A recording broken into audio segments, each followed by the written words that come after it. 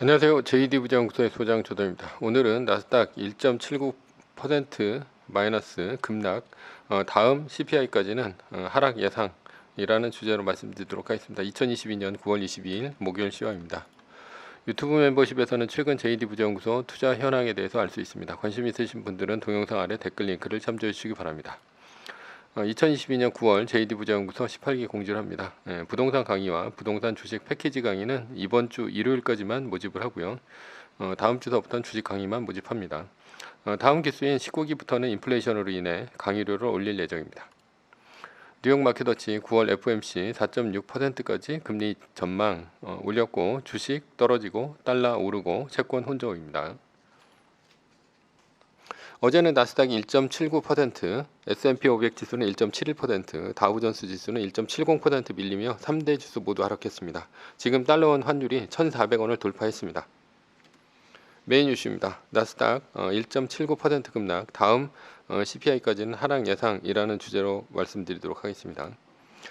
어제 중요한 점은 첫 번째가 이제 75bp 인상입니다. 연준은 75bp를 올리면서 3에서 3.25%가 되었고요. 이미 이제 80% 이상이 0.75%를 예상을 했죠.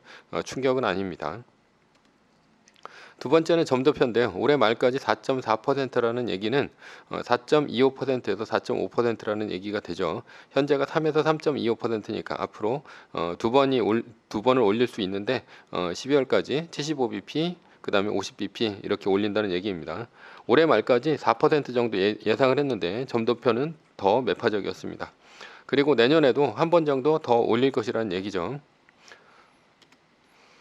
위원들은 반면에 2024년 금리가 3.9%로 하락할 것으로 예상을 했는데요. 게다가 2024년이 되어서야 금리를 내릴 것이라는 예상도 매파적입니다.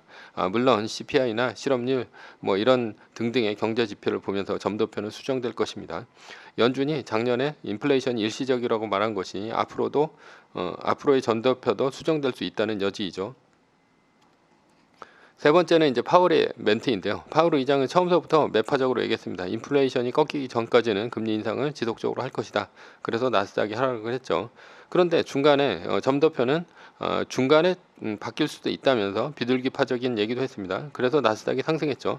그러나 파월의 멘트 이후 전반적으로 이제 매파적이라는 이제 기운이 강하게 돌면서 급락하기 시작했고 결국 나스닥은 마이너스 1.79% 하락으로 마감했습니다. 그렇다면 주식을 움직이는 변곡점에 대해서 한번 얘기를 해보겠습니다. 오늘 파월의 발언이 이제 변곡점이 되겠죠. 첫 번째는 파월의 금리 인상이죠. 1월달에 금리 인상으로 주가가 급락하기 시작했고 나스닥은 거의 한 30%까지 빠졌습니다.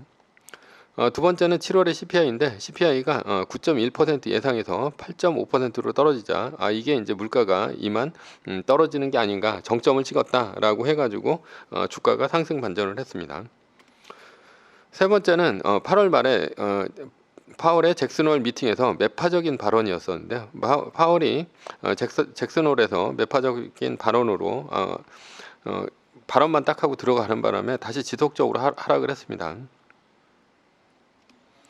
그리고 네 번째는 브레이너드의 중립적인 금리 발언입니다. 브레이너드의 중립적 금리 발언으로 다시 상승을 했고요. 이때는 좀 오해를 한 것 같습니다. 시장이.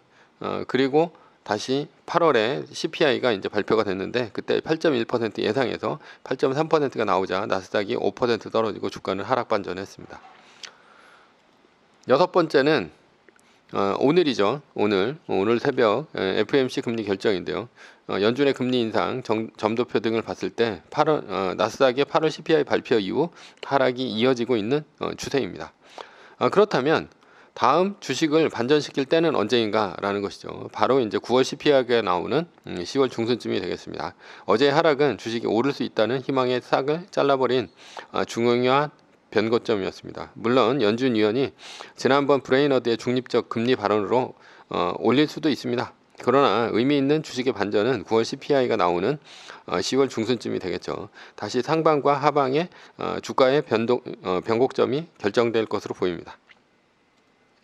물론 10월에는 기업들의 3분기 실적 발표도 있습니다. 그러나 실적 발표보다는 유동성이 더 중요합니다. 실적은 개별 기업이 그치고 하루 정도의 상승에 머물지만 연준의 유동성은 몇 년 이상의 호황과 불황으로 가게 되죠. 지금은 불황의 장세인 역금융 장세로 보입니다. 연준이 유동성을 걷어들이고 기업의 실적이 좋아도 하락하는 시기입니다. 한마디로 주식이 떨어지는 시기입니다. 결론입니다. 주식이 떨어지는 시기에는 무엇을 해야 할까? 다음 CPI 발표 전까지 떨어지는 애플의 주식을 더 사모으면 됩니다. 주식이 많이 모여야 주가가 올랐을 때 부자가 됩니다. 그리고 주가가 떨어지면 다시 리밸런싱과 말뚝박기로 대응을 하면 됩니다.